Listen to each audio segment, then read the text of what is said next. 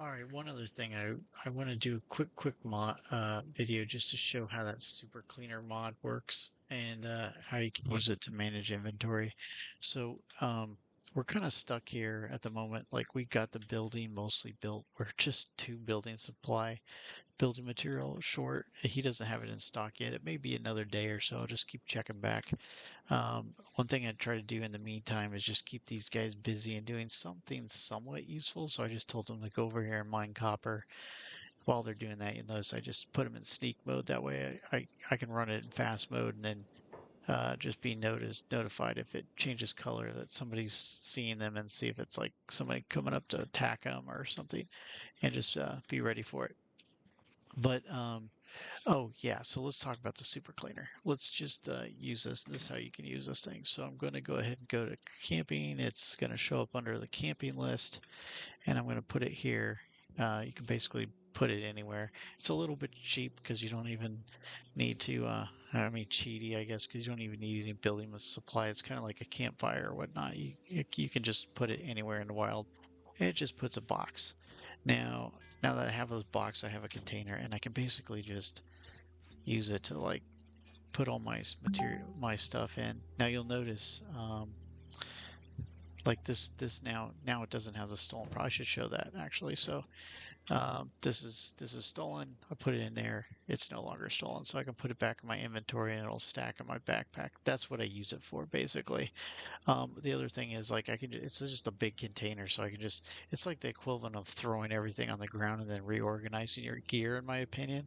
By the way, he has a couple supplies that I went ahead and collected, so um, let me finish talking about that and then I'll say why I got those. But anyways, I'm just going to throw all this in there. Now, those things that were stolen are obviously going to get their stolen attribute removed. So, like that guy, I'd be the trader up there that didn't want to, or I would have to risk getting caught selling it to him, would have seen it. He won't.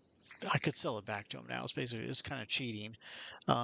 I'm probably not going to sell these back to him just because one, that's cheating, and also eventually at some point that stuff's going to be useful to me. So I'll just keep it. Try to play it clean. I might forget it gets mixed up with other stuff and I sell it back later, but whatever if that happens. I was making it anyway, so it doesn't matter. Um, I mean, I can remove it from these things if I want to. I don't really care. Um, this will still stay as a faction uniform, even though I removed the stolen property from it. Um, these things aren't stolen, so it doesn't matter. Anyways, those are. So let's, I guess, put them back on. I don't know why those. I thought I bought those. Anyways, oh, this backpack I stole. That's funny. Yeah. So, anyways, I think I stole this because everyone was dead, so I just took it from the Thieves Guild. They're all dead anyway, so they didn't need it anymore. So I took it. Um, I'll just remove it just because so it's not annoying me that it's there. But that's basically how it works. And it just allows me to reorganize their inventory a little bit easier and go through that.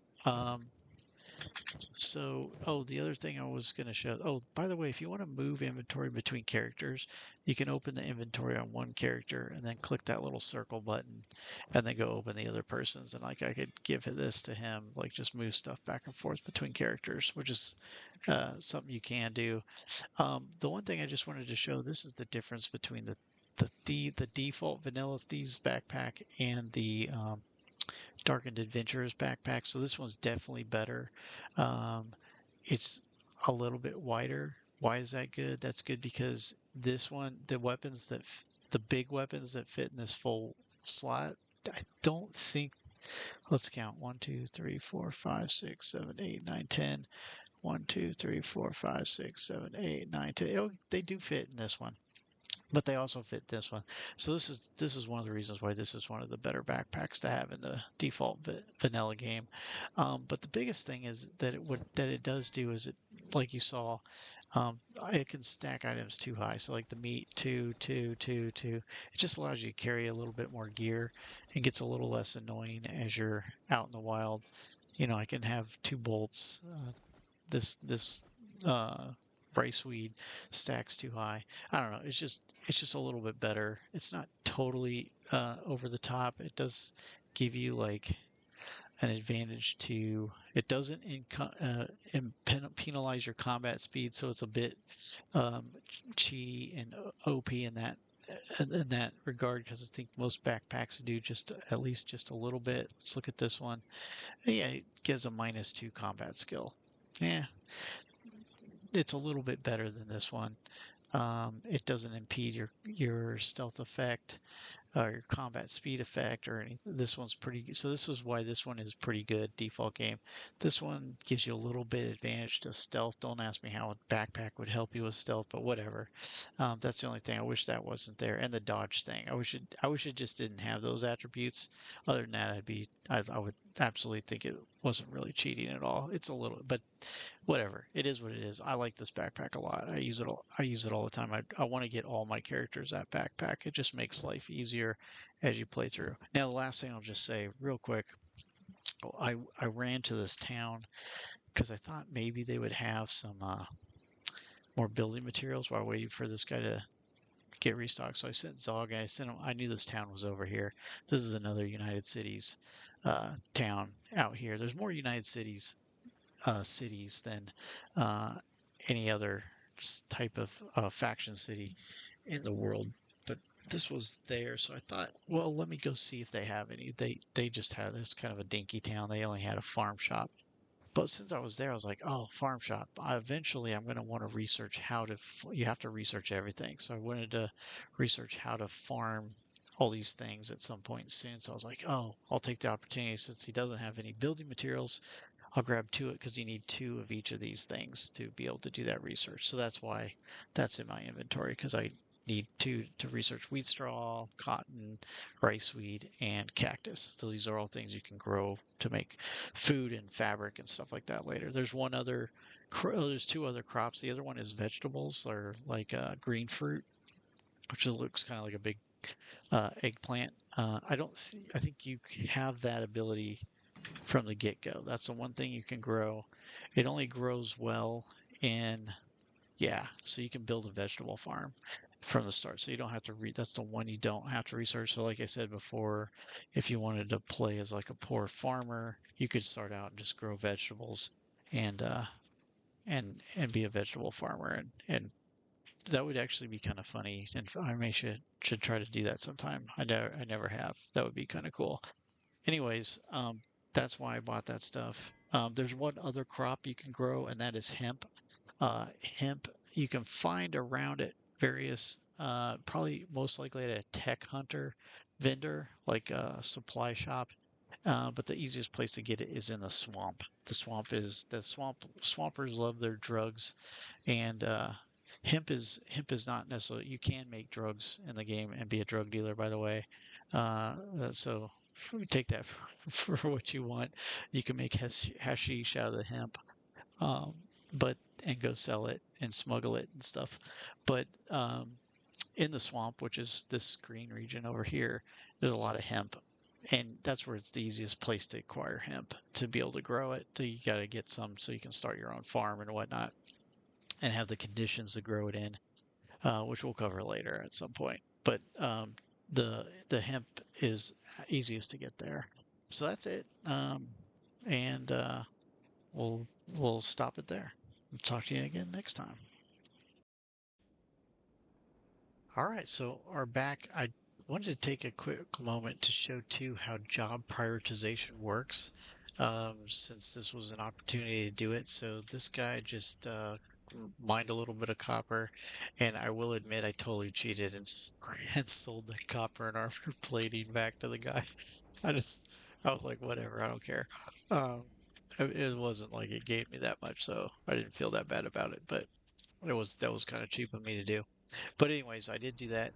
I went ahead, checked back. I got a little bit of copper, came back, sold it to this guy, and said he saw he had building supplies, so I was able to get it in my inventory. We now have enough.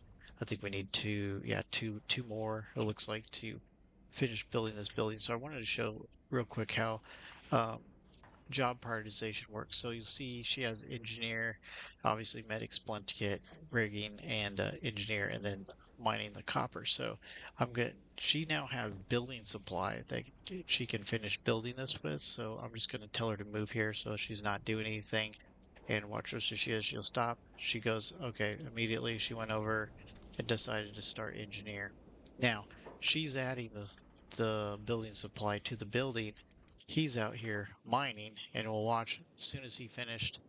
We'll let him run regular speed now.